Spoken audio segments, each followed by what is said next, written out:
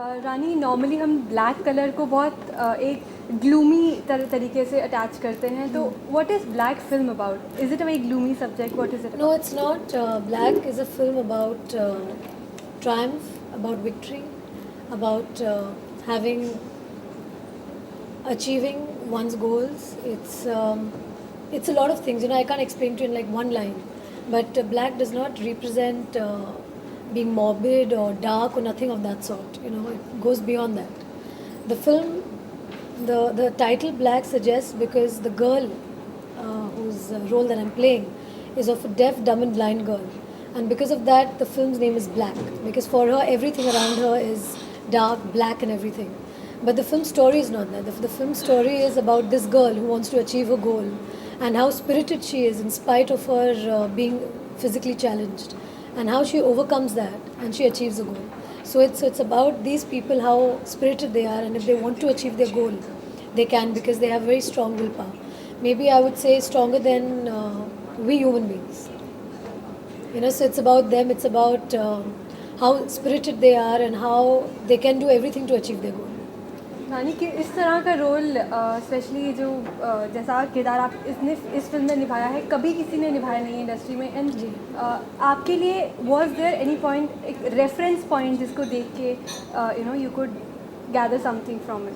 जब मुझे संजय ने ये फिल्म की ऑफ़र की थी तो मैं बहुत घबरा गई थी एक्चुअली, क्योंकि जो मैं दूसरे फिल्म में जो किरदार मैंने निभाया है, मुझे बहुत सारी references day to day life से मुझे मिलती थी।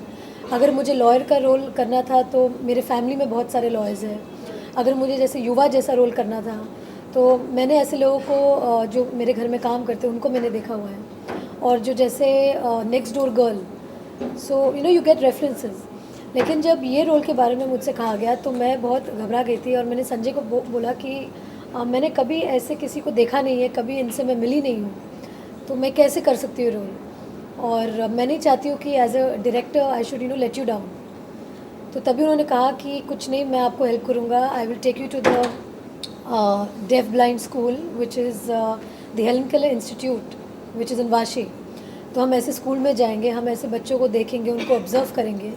फिर मुझे साइन लैंग्वेज सिखाया गया और उन्हीं से मुझे मतलब अपना रेफरेंस पॉइंट मिला, क्योंकि मुझे उनको बहुत ऑब्ज़र्व करना था, वो कैसे बैठते हैं, कैसे चलते हैं, कैसे वो एक रूम में अगर बैठे हुए हैं 4 लोगों के साथ तो वो क्या करते, तभी वो कैसे कम्युनिकेट करते हैं। तो ये सब मुझे बहुत ऑब्ज़र्व करना पड़ा और मुझे साइन लैंग्वेज सीखना पड़ा, क्योंकि मैं उनके जैसे एक थी। तो मुझे, जैसे मैं अभी बात करी फ्लुएंटली, तो मुझे अपने उंगलियों पे वो फ्लुएंसी लानी थी लैंग्वेज की, साइन लैंग्वेज की। तो उसके लिए मुझे बहुत मेहनत करना पड़ा।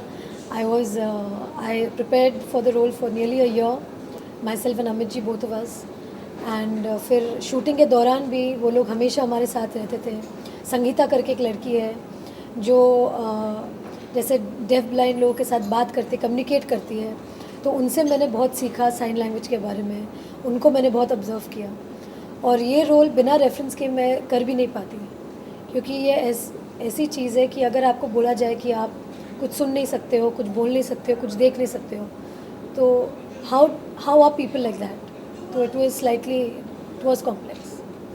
जब आपने बोला नहीं सॉर्ट ऑफ किया है, यू ऑब्जर्व्ड पीपल, कितना आप में, how much did you believe in the character? कितना आपको कॉन्फिडेंस आया कि हाँ अब I am ready to do the role?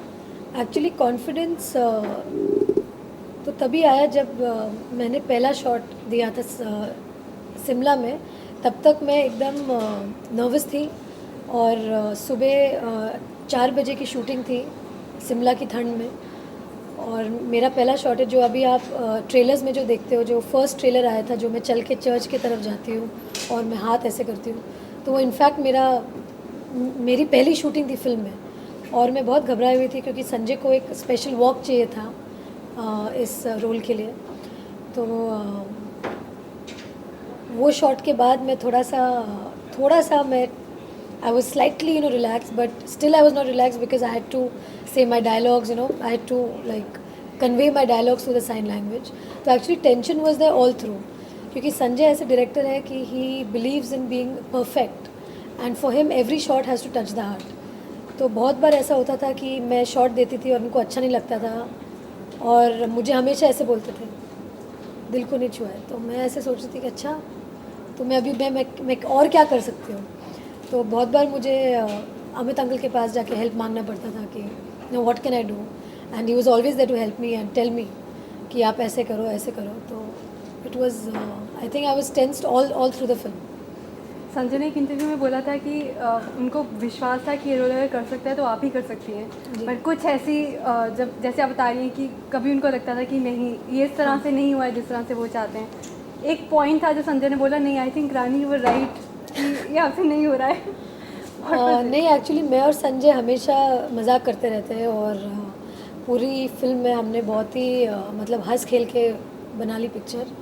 लेकिन बहुत बार ऐसा होता था कि मैं कम्प्लीटली टेंशन में आ जाती थी, क्योंकि बहुत सारी ऐसी चीज़ें हैं जो कि बहुत एक्सपीरियंस के बाद एक एक्टर परफॉर्म कर सकता है, और मैंने तो अभी कुछ किया ही नहीं है।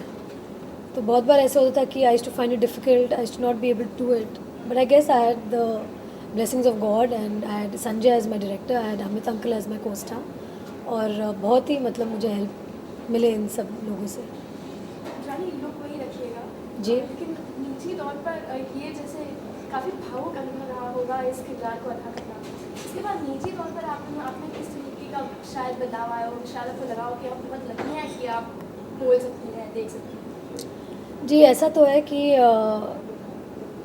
आपने जो कहा सही कहा, क्योंकि जब मैं ये पिक्चर की कहानी पढ़ रही थी और जब मैंने ये रोल करना शुरू किया फिल्म में, तब मुझे ऐसे लोगों पे मुझे इतनी मतलब मुझे इतना गर्व हुआ कि in spite of being physically challenged they are so willing, they are so spirited, and they have such a huge will power that you know if they want to achieve something they can. तो मुझे अपने आप पे बहुत गुस्सा आता था कभी कभी, क्योंकि हम लोग बहुत छोटी छोटी चीज़ों को लेकर हम लोग भगवान को कोसते रहते हैं कि oh God my driver has not arrive today on time. So like, you know, it's like silly things like that, and you suddenly start feeling that there is much more to life, and people like us, you know, if we really want to achieve something, we can achieve it, because when there are people who are, you know, physically challenged and they still can do and live in our world, which is of seeing, hearing and talking, and they're living in our world, I think hats off to them. So निजी ज़िंदगी में यही कहा कि I think we shouldn't get delusioned very fast. We should have the spirit. We should keep going. And there's nothing like, you know, failure in life. You can't give up anything thinking that you can't do it. आपने हमेशा से एक variety of roles निभाए हैं। इस role के लिए would you agree if I say कि ये आपकी ज़िंदगी का शायद सबसे मुश्किल किरदार रहा है निभाने के लिए? जी, मेरी अब तक की करियर की तो सबसे मुश्किल रोल रही है ये, और बहुत ही स्पेशल फिल्म है मेरे लिए, क्योंकि मैंने कभी इतनी सारी तैयारी कोई भी फिल्म या रोल के लिए मैंने पहले कभी नहीं की। और मैं ये नहीं कहूँगी कि आगे चलकर कोई ऐसा रोल मुझे नहीं मिले या कुछ भी, क्योंकि you never know what the future has in store for you, लेकिन अब तक की मेरे लिए बहुत ही सबसे ज़्यादा चैलेंजिंग रोल थी। रानी बीरसारा में आपने लॉयर का रोल प्ले किया था, which is not a title role, इसमें भी आप एक नॉन ग्लैमरस रोल प्ले कर रहे हैं, काफ़ी अनकन्वेंशनल रोल्स हैं। तो क्या आपका झुकाव इस वक्त अनकन्वेंशनल रोल्स की तरफ बढ़ रहा है? देखिए, for an actor specially I feel that one should try out different kind of roles, because that is how you can know what you're good at and what you enjoy doing. हम जैसे मैं specially I can't talk about others, but I would like to, you know, accept roles which I feel on the script level that it's very difficult, so that I work on it.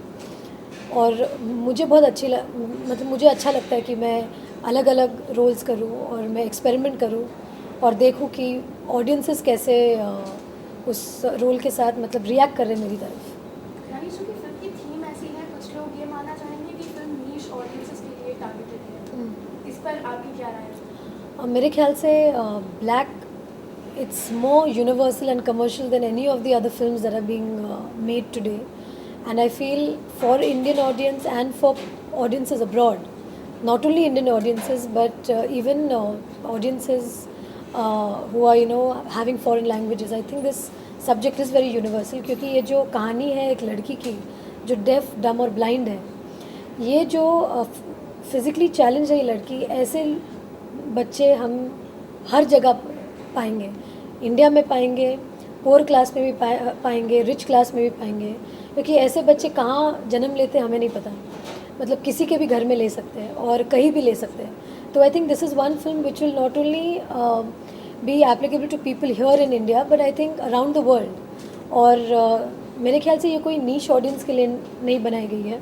क्योंकि कोई भी आदमी जो कि जैसे कितने लोग हैं, मतलब हेलन केलर में जितने बच्चे हैं, मुझे नहीं लगता कि वहाँ पे कोई क्लास है कि ये अपर क्लास से आए और ये मिडिल क्लास से आए हैं और ये लोअर क्लास से आए हैं। वहाँ बच्चे एक साथ रहते हैं और ये प्रॉब्लम किसी के घर पे भी हो सकती है, कोई भी बच्चा ऐसे कहीं भी जन्म ले सकता है। तो मैं समझती हूँ कि ये हर क्लास के लिए पिक्चर है and it's for children, for youngsters, for older people, for middle age people, it's for like it just is a film for like everybody. यानी इस साल पुरस्कारों का सिलसिला शुरू हो चुका है, तो क्या ये फिल्म आपको राष्ट्रीय पुरस्कार दिलवा देगी? ऐसी कोई उम्मीदें हैं आपसे? बहुत मुश्किल है जी, जब हम फिल्म करते हैं तो ऐसा सोच के नहीं करते कि हम ये किसी मतलब पुरस्कार जीतने के लिए कर रहे हैं फिल्म, क्योंकि ये हमारी कोशिश रहती है जब हम लोग फिल्म शुरू करते हैं, इट्स अ टीम वर्क, और हम चाहते कि एक अच्छी फिल्म बने और जब ऑडियंसेस तक पहुँचे उनको बहुत अच्छी लगे film, and that is a real award if you go to see. You know, when people in the theatre sit and they watch it quietly or they watch it and they react to the film and they come out saying good things and remember the film forever. So I think that's much more than any other award. And if you get an award, I think it's like telling you that yes, we have recognized the film and we're giving you an award for it.